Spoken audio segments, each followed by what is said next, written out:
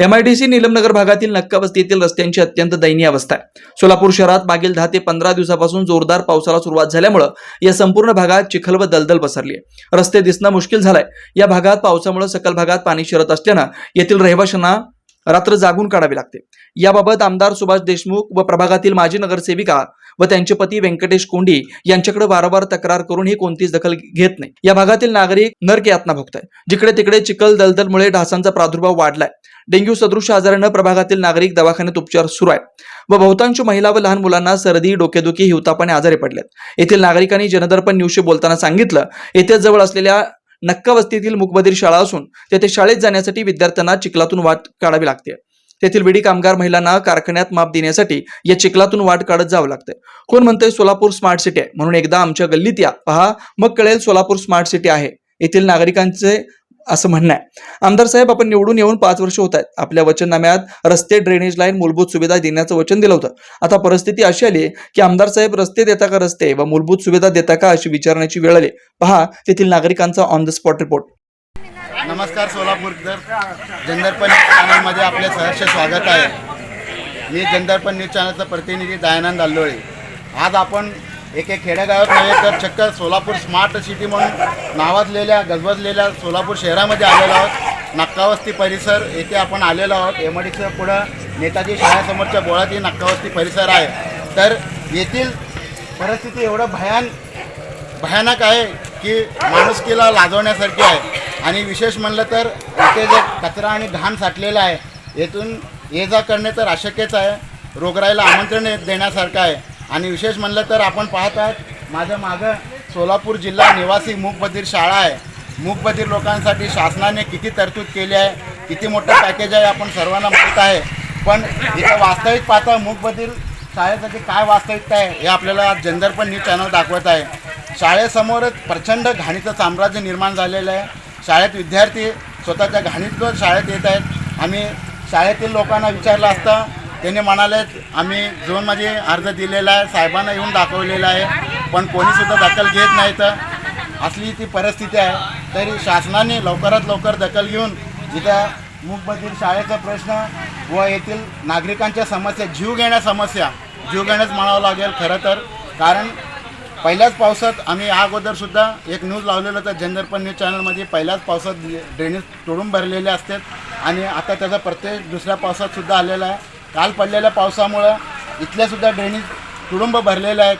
आणि नागरिकांचं म्हणणं आहे की जेव्हा पाऊस येतो तर MIDC परिसरातील सर्व पाणी वाहून याच भागात येतो, त्यामुळे यांना घरात बाहेरसुद्धा पाऊल ठेवता येत नाही। असली इथली भयानक परिस्थिती आहे। तर आपण याच भागातल्या नागरिकांची त्यांच्या समस्या जाणून घेऊया। नमस्कार, माझं नाव गणेश व्यंकटेश श्रीहरी। मी राहणार नीलमनगर MIDCमध्ये नक्कावस्ती प्लॉटमध्ये। पूर्ण ड्रेनेजचं लाईन फुटलेलं आहे, रस्त्याचं काम झालेलं नाही आहे। आम्ही गेल्या महिन्यामध्ये कमीत कमी 3 ते 4 वेळा 4 नंबर झोनमध्ये आम्ही अर्ज केलेला आहे, कोणीही दखल दिलेलं नाही। जे माणूस येऊन जाऊन येतो आणि बघतो आणि फक्त म्हणतो की आता येतो, 2 तासांनी माणसाला पाठवून देतो। जे अनिल पवार म्हणून आहेत ते आणि सुनील पवार, स्वप्नील पवार या नावाने व्यक्ती येऊन बघून सगळं केलेलं आहे, पण फक्त 2 तासामध्ये येतो म्हणून सांगून गेलेला अजूनपर्यंत आलेला नाही।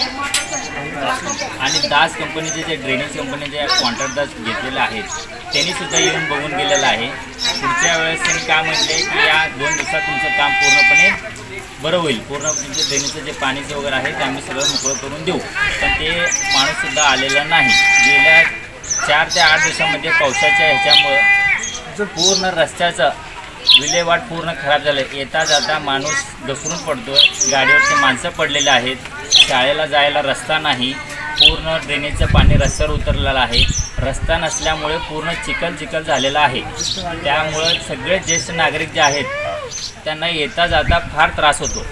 त्यामुळे आमच्या या भागामध्ये गेल्या 4 ते 6 महिन्यापासून आम्ही कोंडी साहेबांकडे किंवा कर्ली साहेबांकडे असे सगळ्यांकडे जाऊन आलेलं आहे, तरीसुद्धा कोणीही दखल घेत नाही। आम्ही बापू साहेबांकडे सुद्धा अर्ज केलेला आहे, बापू साहेबांनी निधी झालेली आहे असं सांगितलेलं आहे, पण ते अजून गेल्या 3 महिन्यापासून ते काहीही दखल घेतलेलं नाही। त्या संदर्भात आम्हाला सगळ्यांना त्रास जाणवत आहे। येत्या 2-3 दिवसामध्ये पाऊस झाल्यामुळे पूर्ण मच्छर वगैरे सगळे झालेले आहेत, रस्ते पूर्ण घाण झालेले आहेत आणि त्या संदर्भात सगळ्यांना ना थंडीत ताप आल्यामुळं काही लेकरं ॲडमिटसुद्धा आहेत एरियामध्ये. तर त्यांना आम्ही दवाखान्यात जरी विचारलं की ते म्हणतात की डेंग्यूचं साथ आहे, मच्छर चावल्यामुळे होऊ शकतो. त्यामुळे या रस्त्यामध्ये कमीत कमी 3 व्यक्ती ॲडमिट आहेत, लहान बच्चू आहेत, ते शाळेत जातात. कमीत कमी त्यांचे वय आहे 5 ते 8 वर्ष. त्यामुळे त्यांना जे खर्च आहे ते कोणी देणार आहे? तुम्ही रस्ता जर व्यवस्थित केला असेल तर हे बघायची गरज नसते. त्यामुळे तुम्ही लवकरात लवकर हे दखल घ्यावी ही आमची नम्र विनंती आहे. रहिवासी आहे इथल्या ड्रेनेज लाईन पूर्ण सगळं फुटलेलं आहे आणि ते जास्त कंपनीच्यांचं त्यांना बी निवेदन दिलं, त्यांनी बघून गेलं, सगळेजण येऊन गेलं, फक्त करतो मग सरकारीना 8 ते 10 दिवस झालं आहे. कोण बी येऊन अजून दखल दिला नाही आहे. कोणते मेंबर येऊन गेलं आहे, त्यांना बी करतो बर घालतो ते घालतो म्हणून त्यांना बी उडवाउडवी करायला. माझं नाव अनुसया अरविंद जाधव.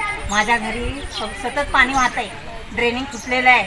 मी पडून 2-3 टाक्या पडले तरीही माझं दात कोण घेईना झाले. तर मी अपंग असल्यासारखं धावून बसलेले आहे. याचं कारण काय? त्याचं काय इलाज करणार आहे का नाही? हां, ह्या एरियात येऊन मी 35 वर्ष झाले तरीही ह्या एरियाची काय समस्या केलेच नाही. तरी तुम्ही काय तरी इलाज करायला ना पाहिजे. रोड नाही, लेकरांना जायला यायला रस्ता नाही आहे. हां, रोगराई पसरवलेली आहे, चिकनगुन्या, डेंगू, मलेरिया असली साथ आलेली आहे. काय करायचं ह्याच्यामुळं? ह्या मेंबर लोकांना घेऊन काय करायचं आम्हाला? हां, इलेक्शन टायमाला आम्हाला समोर येऊन उभा राहा म्हणते, त्या टायमाला आम्ही काय करायचं? हेच आमची अपेक्षा आहे. येऊन रोड करावा, आमची स्वच्छता ठेवावा, आम्हाला सुरक्षित ठेवावं, हीच आमची इच्छा आहे. दुसरं काय नाही. माझ्या प्लॉटमध्ये पूर्ण पाणी वाहत आहे. संपूर्ण मी माझं घर पाण्यामध्ये उभारलेलं आहे. येऊन प्रत्यक्ष तुम्ही मेंबर लोक येऊन पाहायला पाहिजे. इथं चाले नाही आहे ना, गटरामध्ये सगळं पाणी, सगळं पाणीचं आहे. तिकडं पाणी, इकडं पाणी. देरणी चांगलं केलं नाही, देरणीचं पॅकिंग केलं नाही, अजून काय केलं नाही. कसं करायचं? शाळेला मुलं कसं जायचं, काय जायचं? हा, काय करायचं? असं मग किती दिवस काढायचं असायचं? 30 वर्ष असं काढायला आम्ही. दिलाय तक्रार दिलेला करायचं. मग तिने ये ना दाद घेऊन ते मेंबर लोक आता मतदान घालून ते मध्ये पाय पडून येतं, घराकडून पाय पडून भेटला होता. तेव्हा भेटला होता तिने मेंबर झाल्यानंतर. तेव्हा बी पाणी, मग घाण पाणी येत होतं, ते पाणी होतं, गटर नव्हतं मला. तर तेव्हा बी दाद घेतला नाही आम्हाला, दादच घेतला नाही. Shri Markandey butterfly garden Montessori English medium school, play group ते 4थी पर्यंत सीबीएसई पॅटर्नच्या शिक्षणासाठी आजच प्रवेश घ्या. मोबाईल क्रमांक 8668 34 49 79.